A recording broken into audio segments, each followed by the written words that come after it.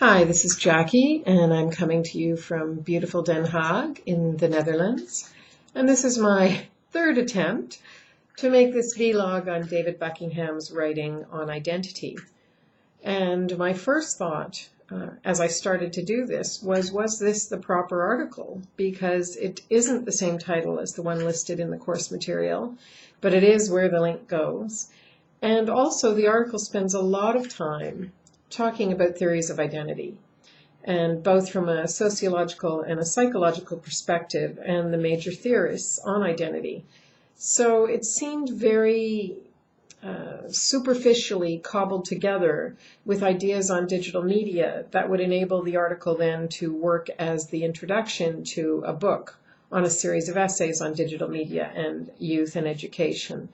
So I was a little discouraged or not inclined to be positive about the article just from that perspective. But getting into the content of the article, as I said, it spends a lot of time talking about theories of identity. It goes through the major theorists. It talks about the psychology of adolescence and about the theories of being versus becoming, and this sense that adolescents trial different personalities, different identities, different representations of the self, which of course is explored in great detail in Irving Goffman's piece, which Buckingham does cite, the presentation of the self in everyday life, and talks about how in the social media forum and in social networking, youths trial different identities. My question about this really is that this is no different from how youths and in fact adults represent themselves differently depending on where they want to be accepted or what they want to try out, if you will. The other thing that's there is a discussion that's quite interesting about the tension between the individual identity and the collective identity, so that when we think about identity, we think about it as mine, the one, the individual, unique from anyone else's, and yet we also seek to find a place where we are with others like us, and we belong to that group. And that this is how he links in the digital media, social networking trialing that youth apparently do. The other thing that the article then moves into is identity politics, and this was quite interesting because in my own experience there's a very recent example of the tension in identity politics and the conflicting loyalties and battles that occur when you are identified as belonging to more than one group. And identity politics typically are associated with disenfranchised groups such as gender, race, religion, sexual preference, and he talks briefly about each of these. But in a real-life example, the recent Democratic primary in the U.S., which I followed slavishly like a drug addict, even though I'm not American and can't vote, and the very interesting online dialogues and news media dialogues about being female and not supporting Clinton, or being black and not supporting Obama, and the real rancor that entered into that dialogue. So it was very interesting, and it's a great illustration of what he's talking about in this piece. The next thing that he moves into talking about is social theory and how identity, someone named Giddens, Anthony Giddens, talks about our identities as being self-reflexive and self-directed, and that we get to go out and try who we are, and really in the absence of structures that used to determine our destiny, now we have free will and can try things out. And he also presents the conflicting view to this, Michel Foucault, who believes that in fact, this is an illusion, and that our identities are as determined by the governmentality structures that exist as they ever were under more rigorous feudal societies.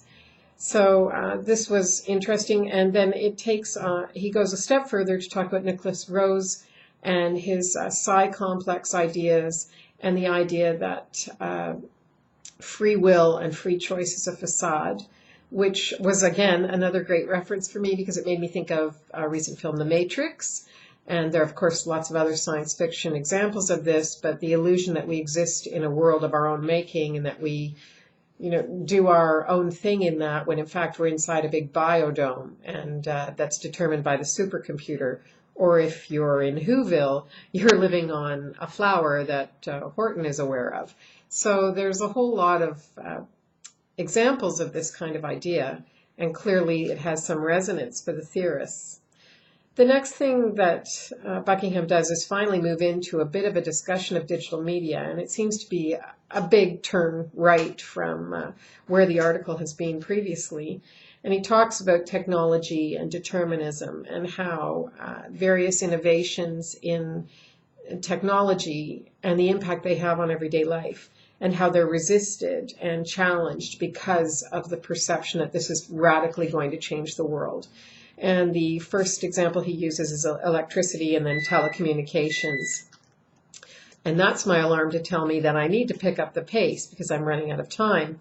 So essentially, a couple of final things that he says are he presents Prensky and Tapscott and talking about digital natives and digital immigrants. He puts out some challenging ideas, I think, that digital media will create more creative and free-thinking and impassioned individuals, which I challenge because I think creativity and innovation are resident in people, and different channels in different eras enable it to come out, perhaps more difficult in some eras than others.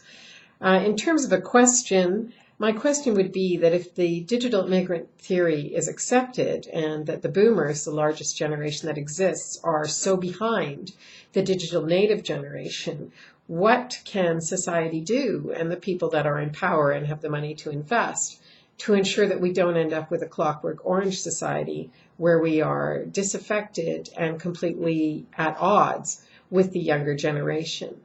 So in terms of a quick quotation on page 15, technology in combination with a whole series of other social and economic changes is transforming young people's experiences, albeit in ways that may only become fully apparent several years further down the line. And the other thing that I'd like to say about this, on page 17, he says that literacy is more than a matter of functional skills or of knowing how to access information. We need to be able to evaluate information if we are to turn it into meaningful knowledge. Thanks. Bye.